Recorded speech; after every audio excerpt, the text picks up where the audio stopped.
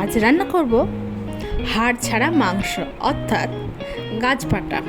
আবার কেউ এটাকে এঁচড়ও বলে থাকে। ডুমো ডুমো করে এঁচড়গুলো কেটে নিয়েছি, সাথে আলুগুলোও ডুমো ডুমো করে কেটে নিয়েছি। আর নিয়েছি পেঁয়াজ কুচি, আর ওখানে টমেটো, আদা, লঙ্কা একসঙ্গে আমি পেস্ট করে নিয়েছি। উল্টো দিকে আমি কড়াইয়ে তেল বসিয়ে দিয়েছিলাম। তেলটা যখন গরম হয়ে গেছে, আমি তখন আলুগুলো দিয়ে দিলাম। তার মধ্যে সামান্য একটু হলুদ আর সামান্য একটু নুন দিয়ে আলুগুলো একটু ভাজা ভাজা করে নেব।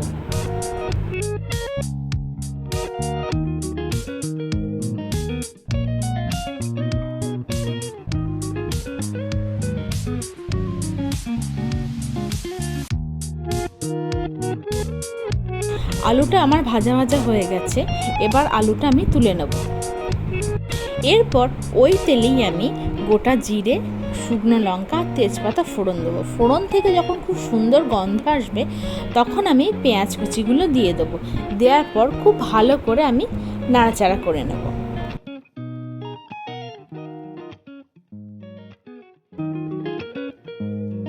পেঁয়াজটা যখন আমার হালকা হালকা ব্রাউন কালার চলে আসবে, এই অবস্থাতে আমি 1 চামচের মতন রসুন বাটা অ্যাড করব। এরপর খুব ভালো করে আমি কষিয়ে নেব, যাতে রসুনের কাঁচা গন্ধটা চলে যায়।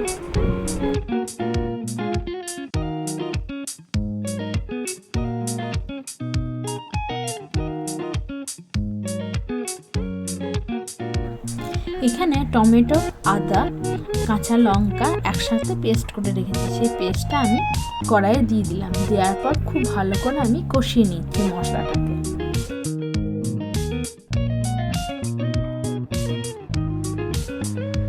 মশলা থেকে তেল ছাড়তে শুরু করে দিলে আমি কিছু গুঁড়ো মশলা অ্যাড করে দেবো। তার মধ্যে ধনে গুঁড়ো, জিরে গুঁড়ো, কাশ্মীরি লঙ্কার গুঁড়ো, হলুদ গুঁড়ো, লবণ আর চিনি দেওয়ার পর খুব ভালো করে আমি আবারও কষিয়ে নেব।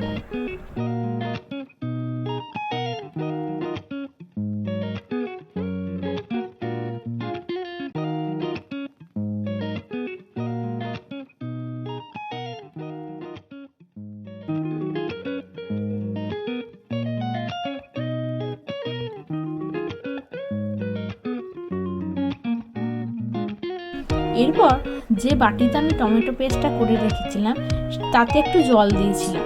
সেই জলটা আবার মশলাতে আমি ব্যবহার করে নিলাম।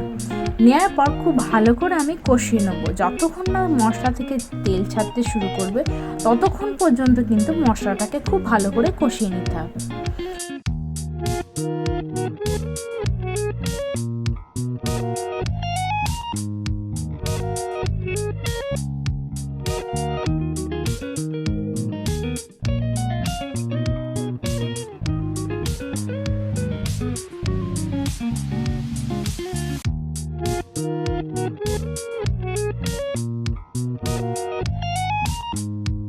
মশলাটা খুব ভালো করে কষানো হয়ে গেছে। এরপর আমি যে এঁচড়গুলো কেটে রেখেছিলাম ডুমো ডুমো করে, সেই এঁচড়টা আমি দিয়ে দিলাম।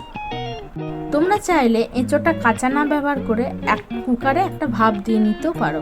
আমি কিন্তু তা করিনি, আমি কাঁচা এঁচড়টাই ব্যবহার করেছি। এঁচড়টাকে খুব ভালো করে আমি কষিয়ে নেব।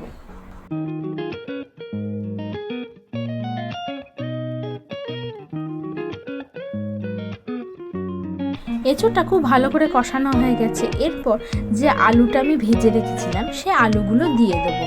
আর দেওয়ার পর খুব ভালো করে আলু আর এঁচড়ের সাথে একসঙ্গে কষিয়ে নেব।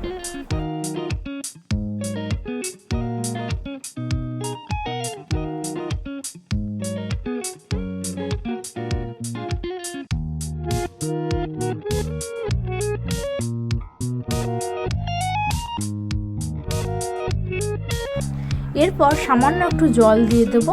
আর জল দেওয়ার পর আবারও খুব ভালো করে কষিয়ে নেব। যত ভালো করে কষাবে, রান্নার স্বাদও কিন্তু ততটাই ভালো হয়।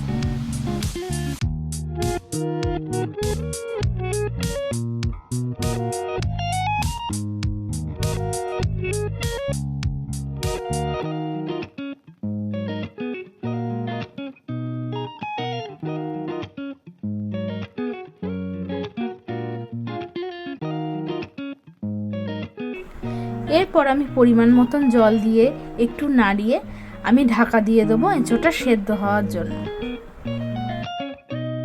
কিছুক্ষণ পর আমি ঢাকাটা খুলে দেখে নিচ্ছি যে এঁচোড়টা সেদ্ধ হয়ে গেছে কিনা।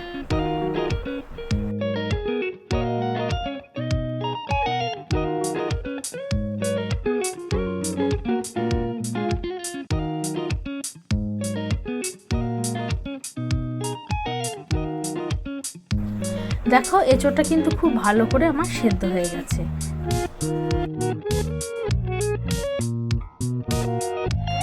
এরপর ওপর থেকে আমি দিয়ে দেবো ধনেপাতা কুচি, তারপর দেবো গরম মশলা গুঁড়ো আর ওপর থেকে একটু ঘি দিয়ে দেবো।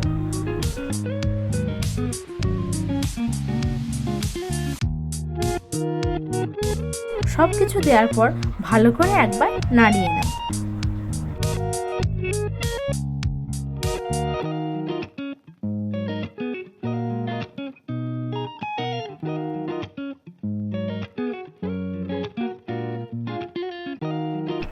আজকের এঁচোড় কিন্তু একদম রেডি হয়ে গেছে। তোমরা দেখে বলো বন্ধুরা যে আজকের এই এঁচোড়ের কালিয়া কেমন লাগলো তোমাদের। যদি ভালো লেগে থাকে তাহলে লাইক, শেয়ার, কমেন্ট আর সাবস্ক্রাইব করে পাশে থেকে যেও। পরবর্তী ভিডিও দেখার জন্য অনুরোধ রইল। ততক্ষণ তোমরা ভালো থেকো, সুস্থ থেকো।